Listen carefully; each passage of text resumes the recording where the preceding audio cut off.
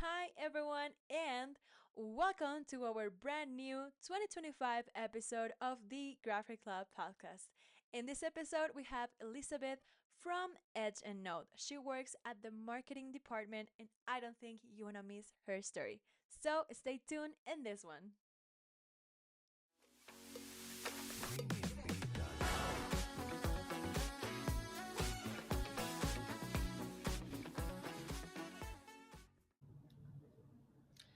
Thanks, everyone, for watching this first episode of the year with us. We have Elizabeth, and hi, Elizabeth, how are you?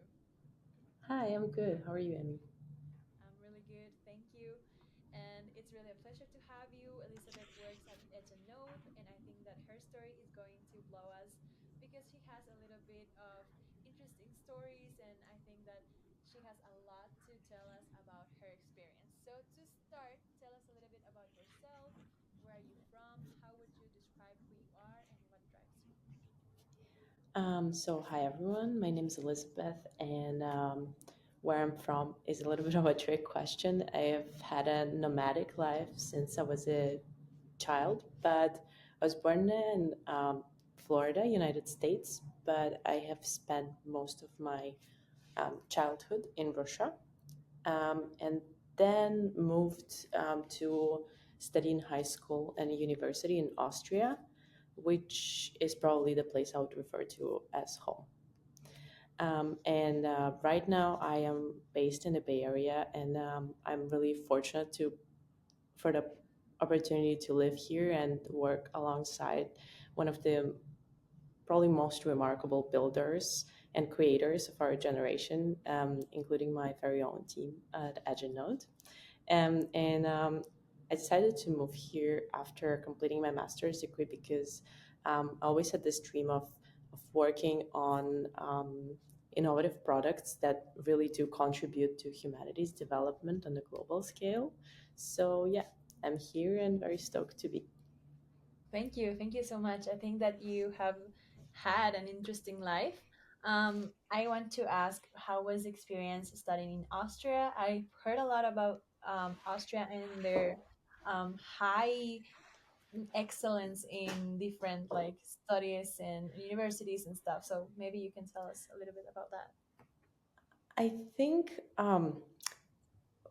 I went to international schools, so I think that those programs are a little bit more um, universal, if you want, from country to country, which also gave me like an excellent opportunity to pursue any kind of university that I wanted to. But I still decided to stay in Austria. It was also an international university, but generally, I've always appreciated the community and the international scene in Austria the most. It's the Vienna is the city where one of the five UN offices is located. So you do get a crowd of people from all over the place, and this was always the most beautiful and interesting experience when studying. Great to hear that. So right now we can like jump into your onboarding experience. How did you encounter into Web3? Was there a specific moment or experience that sparked your interested in this field?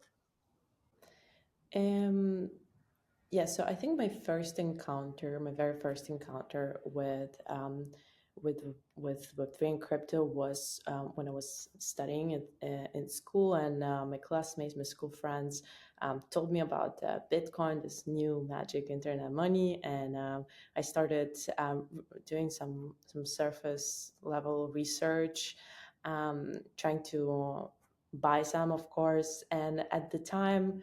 Um, I don't even remember which platforms they were, but I've been using wallets that definitely weren't secure, that were constantly getting hacked every other day. So, of course, in the beginning, the experience was mostly just losing money due to not be able to control your own funds, being rug pulled, and other fun things.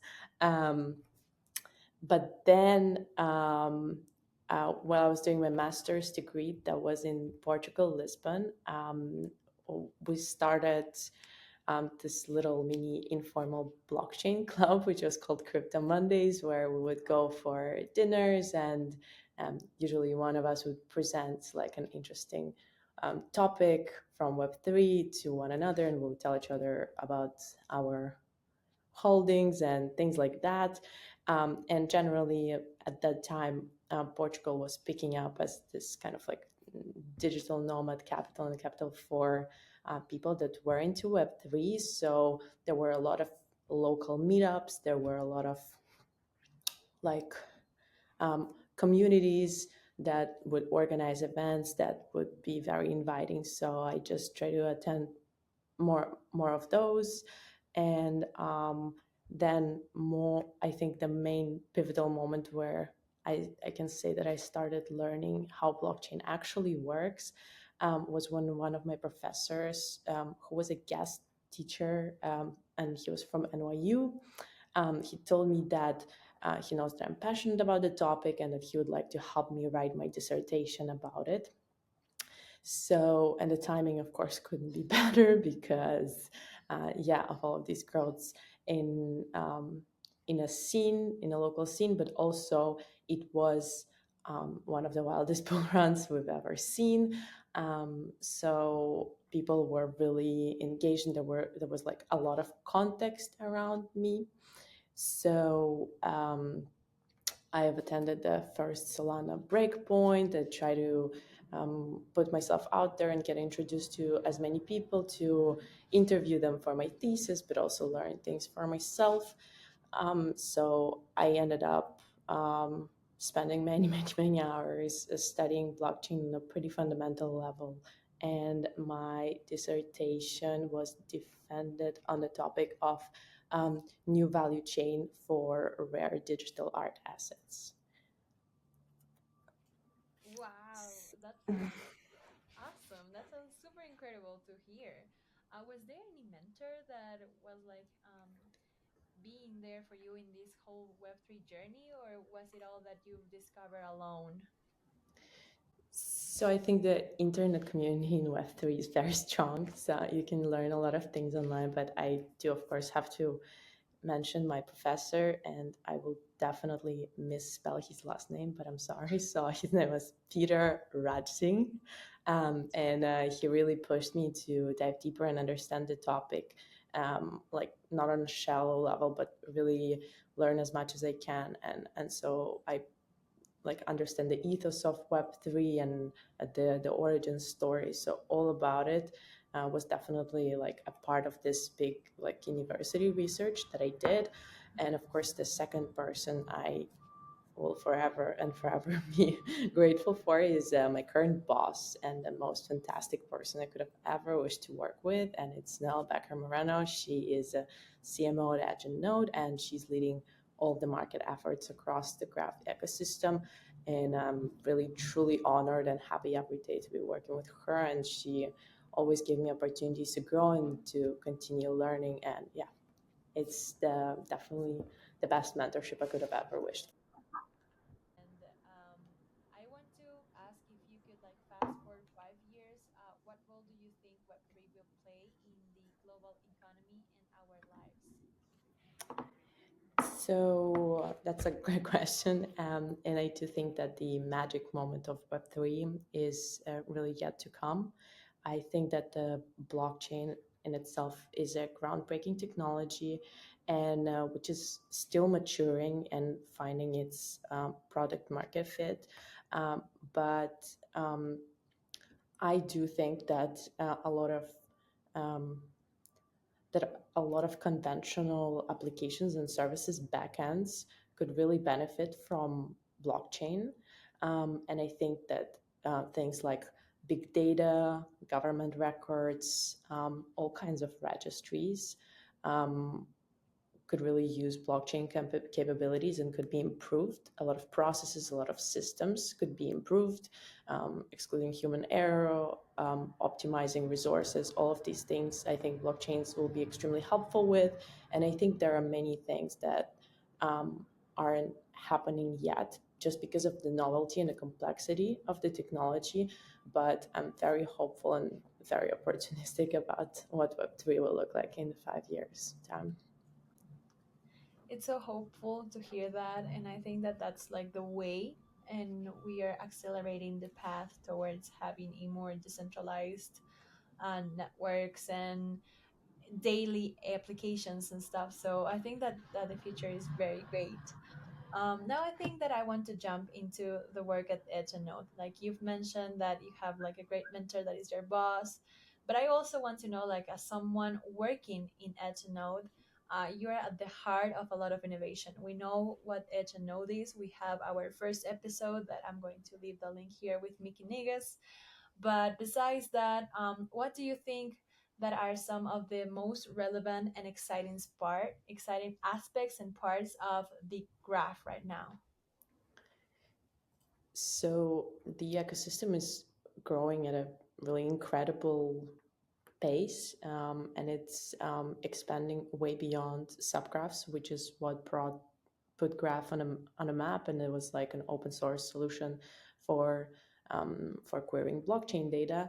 But now I feel like it's growing and evolving to become so much more. So there will be of course always continue working and improving the existing data services. Um, Now we also have substreams, which is a solution for querying pulling data from non-EVM chains. Um, we have knowledge graph data services and app development frameworks, for example, Geo, and all of these things coming together really because Graph is one of the strongest communities within Web3 ecosystem. And it's amazing to see how all of these teams are collaborating on building new things, improving existing things. So I'm always very positive about the future of the graph, just because how diverse and strong the ecosystem is and how committed people are to contributing and building new things. Awesome to hear that. Also, I cannot be more agree with you. And working at Itch and Node, I think that it's really on a specific theme to talk about, but I really want to know like what is it like to work with the whole team. I don't know if you can share what it feels like to be part of such a dynamic and forward thinking team. Yeah, and to me, it's been a very surreal experience all the way from day one. The team is really it's a group of prodigies, really, and I have no doubt that most of them will actually write their name into the history of blockchain development. Um, and Truly, I'm excited to go to work every day, although going to work is really opening the computer. But um, the the fascinating part to me is that Edgenode is an extremely meritocratic company, meaning that the team is really all over the place. So I get to work with colleagues that are based in absolutely wide variety of countries, cities, time zones, and it's amazing. It's really, really cool. It does bring you like a very exceptional feeling of that we have harvested the best minds and the best talent from all over the world, and it brings me um, a lot of joy to stay in touch with them and online, and also like at the various like offsites and industry events which we all attend. It's really fantastic and something that I have never like experienced to that extent. Hmm. I see. And your particular role is in the marketing side, right? So, uh, tell us, what does a typical day look like for you in Edge and Node, and what do you find most fulfilling about your role? So I have to mention the place where I am right now, because this is a big part of my life, and every single day I spend at the House of Web3, Edgenode's, which is Edgenode's community project here in the Bay Area. So it's a physical house. Nobody lives here, but people from Web3 and AI space use this place by day to work, which we call co-creation. So it's really an open space, like where we encourage people to meet each other, to talk. We know that people have met here, that have been hired, that people got investments here. So it's really like a big house for Web3 and AI builders. And I really enjoy working from here every day. So my day is driving here. And but overall, I see my job and my role as sharing all these amazing efforts that the entire that all of our core developer teams are working on with the world, which brings me a lot of pride, and I definitely am fascinated to come to work every day. So yeah, on the marketing team, um, we get to collaborate with each of the core developer teams, and then basically see how we present these news to the world, I guess. Yeah, yeah, I can totally see the work effort. I know that the marketing side of the graph is one of the best ones. I have to say that many that are just entering into Web3 know the graph like by heart, you know, and it's because like it's so big, the ecosystem, the efforts of marketing to show what they have, the technology and stuff, that I've like met a lot of people that when they ask, oh yeah, what are you doing, and I'm like, I collaborate with the graph, I graph turnouts and stuff. They're like, oh, I know the graph. So I think that that's such a huge milestone for everyone in the graph HNO specifically, because people are reminding it. Yeah, like the graph is in the top of the minds of new web commerce of Web3. So I think that that's amazing. So Thank you it's a so huge much. congrats for you and the I have to say that, and the whole community agrees with me. I know for sure, and thank you for that. Yeah. Thank you. So now we are getting to a special part. I really want to connect with my guests in a very special way, also. So we want to know like pet peeves and fun facts about yourself. So in this fun section, we're adding a little twist. Like prior last year, we were just talking about a message to the audience, but I think that the pet peeves and the fun facts of yourself will engage more with the audience that is seeing our podcast. So, can you share with us a pet peeve you have or a random fun fact about yourself that people might not know? So I think that the most relevant one to in this situation would be that my dream since I was a child was to become an artist. So I actually graduated from an art school back in 2013, and I did not get into did not get into a university, but I was going to study animation. So but I kind of stayed in touch with my love for art. And I think the fun fact would be that most of the art at the House of Web3 was done by me. So if anyone is visiting and seeing these big, colorful, abstract pieces, I made them. No, that's a plot twist. Ah, It's a, congrats. I think that that's awesome. Oh no. Awesome, awesome. so Can yeah, I can you guess share that's like is there something that you can like show us that is like yeah. near you? Yeah, I can definitely send you a lot of the stuff that I made and the House of Web 3 stuff afterwards, so maybe you can like put them on the post production.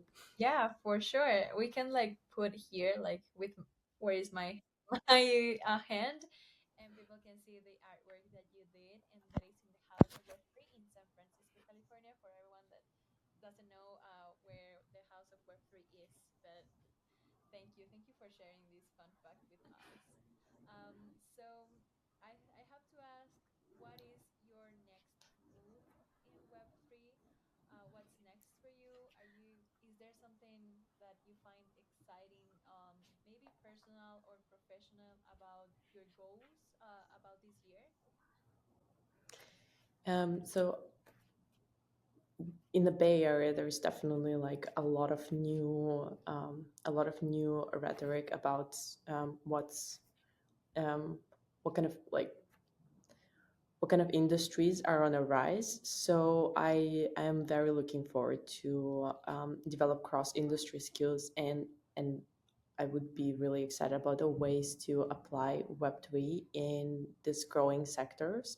So, what I am personally very hopeful about is to see AI automation and robotic projects utilize blockchain technology and data. And of course, I would love to see the graph lead the way. Great to hear that. I think that everything that we're talking about here is the future and it's very nearby.